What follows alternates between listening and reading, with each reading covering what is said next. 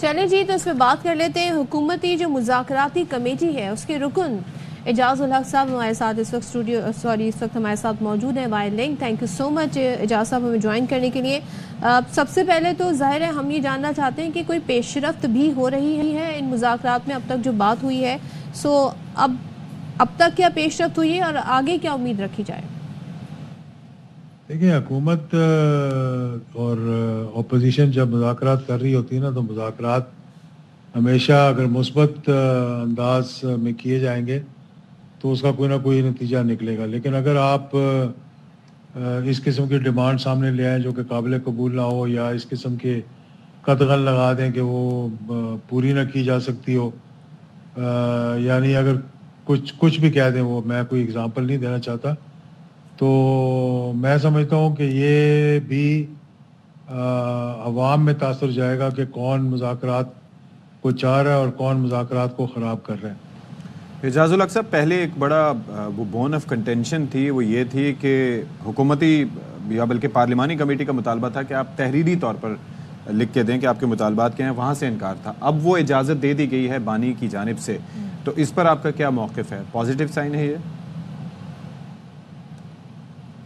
یہ بہت اچھی خوشائند بات ہے کہ تحریری مطالبات سامنے آنے چاہیے، کیونکہ پھر یہ ہے کہ اس پہ انسان پیچھے نہیں ہٹ سکتا، کیونکہ اگر ایک چیز سامنے آ جائے گی اور وہ سب کی نظروں میں آ جائے گی، اور اس پہ جب گفتگو ہوگی باری باری، یعنی کہ حکومتی جو ممبران کمیٹی کے ہیں وہ بھی، اور پھر حکومت سے بھی جب بات ہوگی، تو ایک چیز سامنے آئی ہوگی، تو اس پہ میں سمجھتا ہوں پیش رفت ہو سکتی ہے۔ اور یہ اچھی بات ہے کہ انہوں نے کہا کہ ہم تحریری طور پر لکھ کر آپ کو دیں گے۔ اعجاز صاحب ایک چیز بتائیے گا، ظاہر ہے سینیٹر عرفان صدیقی کی اگر ہم بات کریں تو وہ بڑی کیلکولیٹڈ بات کرتے ہیں۔ انہوں نے کہا کہ حکومتی مذاکراتی کمیٹی کے اپنے بھی مطالبات ہیں، تو ظاہر ہے اب جب آپ لوگ ڈسکشن کر ہی رہے ہیں تو کوئی حکومتی مذاکرات میں جو ان کی ڈیمانڈز ہیں حکومت کی، وہ زیر غور آئی ہیں؟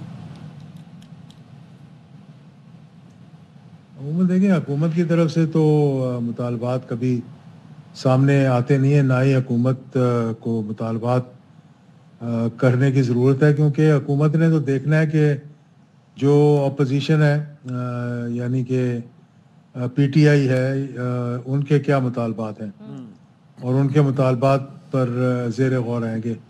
حکومت کا مطالبہ تو یہی ہو سکتا ہے کہ ایک حکومت کے پاس اختیار نہیں ہے کہ ایگزیکٹو آرڈر کے ذریعے کو کیسز کو ختم کر دے، تو حکومت کا مطالبہ یہی ہو سکتا ہے کہ ہم عدالتوں کو کہیں گے کہ بھئی وہ پیش رفت کریں، اور عدالتیں جو ہیں وہ اگر بیلیں لے لیں گی اور دیگر جو باتیں ہیں وہ سامنے آئیں گی تو پتہ لگے گا۔ لیکن یہ چیزیں کیونکہ انہوں نے ذکر کیا اس کے بارے میں، تو پھر یہ معلومات ہیں کہ وہ کیا چاہ رہے ہیں۔ اچھا، ایک جانب مذاکرات ہو رہے ہیں، دوسری جانب یہ بھی کہا جا رہا ہے پی ٹی آئی کی کمیٹی کی جانب سے یا رہنماؤں کی جانب سے کہ یہ جو حکومتی کمیٹی ہے یا پارلیمانی جو کمیٹی ہے یہ با اختیار نہیں ہے۔ آپ کی کیا رائے ہے اس پہ؟ صحیح کہہ رہے ہیں وہ؟ جی، پی ٹی آئی رہنماؤں کا الزام ہے کہ حکومتی مذاکراتی کمیٹی جو ہے با اختیار نہیں ہے، تو اس پہ تو صرف یہی کہا جا سکتا ہے کہ پی ٹی آئی کی جو کمیٹی ہے وہ بھی با اختیار نہیں ہے، کیونکہ اگر بے اختیار لوگ آپس میں بیٹھیں گے تو پھر بات چیت تو آگے چلے گی نہیں۔ با اختیار اسی لیے اس طرح ہوں گے کہ حکومت نے اگر کوئی کمیٹی بنائی ہے تو وہ حکومت کے ساتھ رابطے میں، اور اس حد تک با اختیار ہے کہ جب مطالبات سامنے آئیں گے تو وہ مطالبات کمیٹی جو ہے حکومت کے ساتھ سامنے رکھے گی، اور پھر حکومت سے اختیار لے گی آگے بات کرنے کا۔ اسی طرح سے بانی پی ٹی آئی جو ہے وہ اپنی کمیٹی کو اختیار دیں گے، اور جب ریٹرن ڈیمانڈ آئے گی تو حکومت کی طرف سے یہ بھی ڈیمانڈ ہو سکتی ہے کہ اس پہ آپ بانی پی ٹی آئی کے جو ہے وہ سگنیچر کروا کے لائیں، یا تو پھر دستخط کروائیں، تاکہ پھر پتہ لگے کہ یہ واقعی اوتھینٹک ہے کہ نہیں، اور آپ لوگ بے اختیار ہیں یا با اختیار ہیں۔ اچھا، ان مذاکرات کی انوکھی بات یہ ہے کہ مذاکرات بھی ہو رہے ہیں اور ساتھ ساتھ بیانات بھی چل رہے ہیں، اور بیانات بھی ٹھیک ٹھاک ہم دیکھ رہے ہیں کہ اس میں تیز قسم کے سخت قسم کے بیانات ہیں، ٹویٹس بھی ہو رہی ہیں، تو کیا یہ ان مذاکرات پہ اثر انداز ہوں گے یا ہو رہے ہیں؟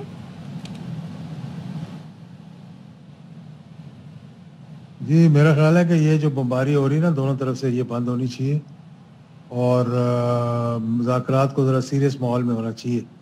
لیکن یہ شروع کی ہے پی ٹی آئی نے کہ بہت جلدی میں ایک پریس کانفرنس کر کے اور جس کا تاثر یہ گیا ہے کہ شاید وہ مذاکرات پہ تیار نہیں ہے یا مذاکرات کرنا نہیں چاہ رہے. تو دونوں طرف سے ذرا تھوڑا سا نرم رویہ اختیار کریں تاکہ یہ بات چیت آگے بڑھ سکے. ٹھیک ہے. اور میں سمجھتا ہوں کہ اگر بات چیت آگے بڑھے گی تو اس سے کوئی اچھے مثبت نتائج جو ہے وہ نکلیں گے.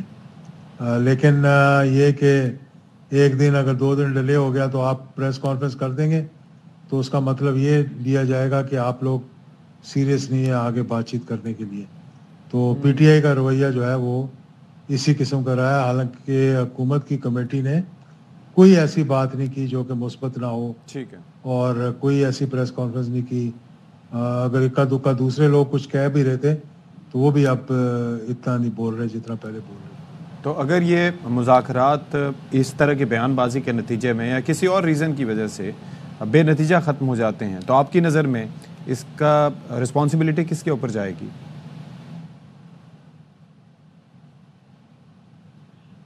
ذمہ داری اس پہ ہوگی جو کہ معاملات کو آگے نہیں لے جانا چاہے گا. جس طرح جو ابھی بے مقصد میں سمجھتا ہوں بے مقصد اور میں یہ کہہ بھی رہا ہوں وہ پریس کانفرنس جو کی ہے پی ٹی آئی کے رہنماؤں نے اس کا کوئی مقصد نہیں تھا. وہ کرنے کی کوئی ضرورت نہیں تھی. ویٹ کرنا چاہیے تھا. اگر 1 دن 2 دن بلکہ ہفتہ بھی لگ جاتا بانی پی ٹی آئی سے ملنے کا تو کہیں گاڑی جو ہے وہ اسٹیشن کو چھوڑ کر جا نہیں رہی, وہ اسٹیشن پہ ہی کھڑی ہوئی ہے. تو میں سمجھتا ہوں کہ امید ہے کہ کچھ نہ کچھ ان مذاکرات میں سے نکلے گا. اور ابھی سے یہ تعین کرنا کہ ذمہ دار کون ہوگا کچھ کہا نہیں جا سکتا. چلیں جی, تھینک یو سو مچ. اعجاز الحق صاحب ہمارے ساتھ تھے اور مذاکراتی حکومتی جو کمیٹی ہے اس کے رکن. اور اب دیکھیں اب یہ سلسلہ مزید آگے کیسے بڑھتا ہے کیونکہ پی ٹی آئی نے ڈیڈ لائن دی ہوئی ہے 31 جنوری کی کہ جب تک معاملات ان کے حل ہو جانے چاہیے یا مذاکرات کسی نتیجے پر پہنچنے چاہیے. لیٹس ہوپ کہ کچھ بہتر ہو. لیٹس سی کیا ہوتا ہے.